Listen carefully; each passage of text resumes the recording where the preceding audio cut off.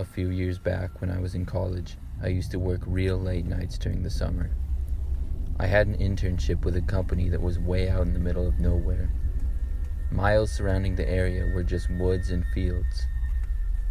About a month into the job, I finished work one night at about 3 in the morning and then got into my car to drive home. It would usually take me about 20 minutes to get back to my temporary apartment that I lived in for the summer. About halfway through the drive, I started to hear my car sputter. It was an old beater because I was in college and I didn't have much money. I did what I could to keep the car going, but it ended up dying and slowly coming to a stop on the side of the road. This road was completely empty with no other cars in sight, and it was surrounded by a little ditch with woods on both sides. I tried starting the car multiple times, but I realized that it wasn't going to do much good. I wasn't much of a car expert, and I honestly had no clue what to do. I knew it wasn't out of gas, so I decided to call my roadside assistance. I was told due to my location it would take anywhere from 30 minutes to an hour for them to arrive. I decided to play on my phone and watch YouTube videos until they got there, so I took out my headphones and put them in. After I would guess about 15 or 20 minutes, I was interrupted by the sound of my back door trying to be opened. My doors were locked, and I figured the roadside service was there, so I took out my headphones and looked behind me expecting to see a truck, but nothing was there at all. The moon was fairly big that night, so I could see around pretty well due to the light, but I didn't see anybody. I spent a good minute just looking around trying to figure out who was trying to open my door. I knew what I heard, and I wasn't imagining it. Then my eyes scanned around to the woods, and I saw a tree move. When I looked closer, I saw what appeared to be a man digging at the base of a tree just inside the woods.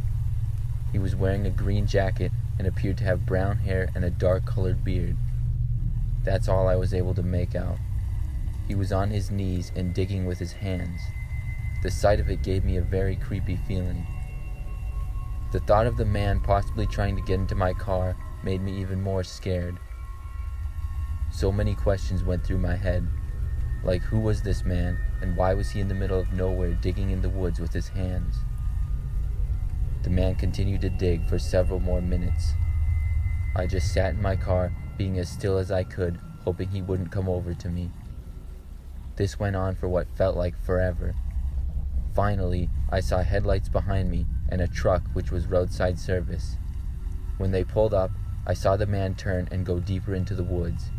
But he didn't get up and run. He left on all fours like he was some sort of an animal. I was more than happy to get out of there, and very shortly after that, I got a new car. Hopefully nothing like that ever happens again.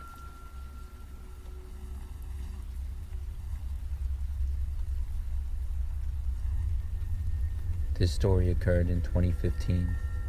At the time, my wife and I had recently got a cabin far up north from where we lived. We intended on going up there to get away from things from time to time. The very first time we went up there, we planned on spending the weekend there, arriving on Friday and leaving on Sunday. It took about 4 hours to get there, and it was a pretty nice place. There was a lake surrounded by wilderness with cabins spread out very far away from each other. We really liked how secluded it was from everything else. Once we got there on Friday afternoon, we did some fishing and then went inside to go to bed. The cabin had pretty much just a little kitchen, a living room, a bathroom, and a bedroom. It wasn't that big at all, but had a comfortable amount of space. At about midnight, when we were just starting to fall asleep, we heard a knocking at our front door. I had no clue who could be knocking on the door at this time, or who would even know that we were here. It was very strange, but I decided to get up and go see. I slowly got out of bed and walked out of the bedroom. By the time I was out of the bedroom and into the living room, the knocking got a lot harder and turned into more of a pounding. This alarmed me a little bit more. The way the cabin was, you couldn't really see outside to the front of it unless you were in the kitchen window. Instead of going straight to the door, I decided to go to the window instead based on how violent the knocks were becoming. I slowly tiptoed to the kitchen window. As I did, the knocks grew even louder. By this time, they were so hard, I feared that the door might break. I saw my wife start to come out of the bedroom, and I signaled for her to be quiet. As I looked out the window, all I could see was a large man with his back facing me, pounding on the door. He had to be 6.5 feet tall and weigh at least 250 pounds. He was wearing a hat, and I couldn't get a good look at his face at all. I considered my options of what I could do. I decided to turn on my porch light, hoping that it would scare him off. Looking back, it was probably dumb, but I didn't know what to do. When I turned on the light, the man was unfazed and just kept pounding. I remained sitting on the floor next to the window, just hoping he would go away. Finally, he did. I knew that was the only entrance to the cabin, so I felt relieved. But then, I started to hear pounding coming from the back of the cabin at the wall. My wife and I stayed put in an area where we couldn't be seen. Thankfully, we had shades covering all of our windows. The pounding continued at the rear of the cabin for about 5 minutes and then finally stopped. We sat there waiting for more to start up again somewhere, but it didn't. After about an hour of sitting up and discussing what had just happened, we finally decided to go back to bed. I didn't get a whole lot of sleep that night, and the next morning we went outside and saw that there were marks on our door as well as the wall at the back of our cabin from the man. There were also some plants that had been trampled. We considered leaving and driving back that day, but decided to stay.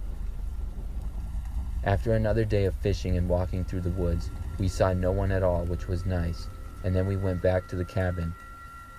We had a relaxing night watching a movie and then went to bed once again at about midnight. Then I heard a knocking on the front door again.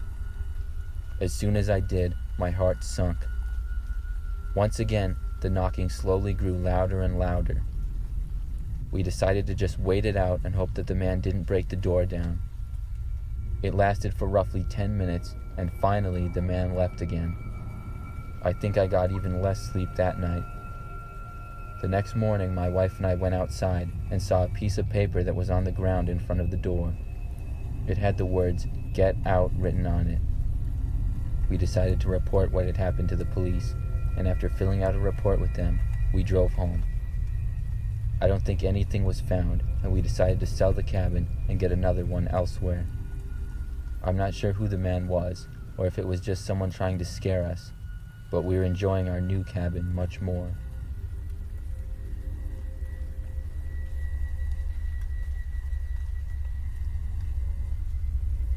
This story happened roughly 15 years ago. I was on my way driving back from college. I attended a school in Florida and lived in the Midwest, so it would always be a long drive back home. Usually, I would do the trip in 2 days, but on this time, I decided to drive through the night. I left my college campus and drove for many hours, only stopping for gas or food or to use the bathroom. I was actually making really good time, and when it got late at night, things got even better because traffic decreased a lot. I stopped and got some energy drinks to keep me up and drove for several hours. Then at about 3 in the morning, my light for gas came on, which usually meant I had about 40 miles before I would run out. I was honestly in the middle of nowhere, so I decided I would stop at the next exit and see if there was a gas station. An exit eventually came up, and I took it. I went right and drove down a very quiet road for a while.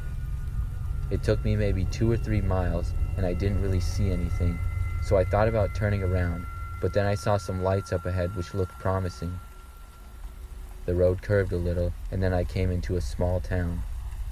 The speed limit dropped all the way down to 20 miles per hour, and there was old, run-down looking buildings on each side. It honestly looked like a ghost town, but I figured they would have to have a gas station, so I slowly kept driving. But the farther I drove, I didn't see any gas station, and then there started to be mainly old houses, so I decided to turn around. I turned into a driveway, and as soon as I did, I saw the front door of the house open. An older-looking man came out and started walking to me. I made a signal with my hands that I was just turning around, and then I started backing out. The man looked a little confused. When I turned around and began driving the other direction, I saw that 2 more people were standing at the ends of their driveways, staring at me with angry looks on their faces.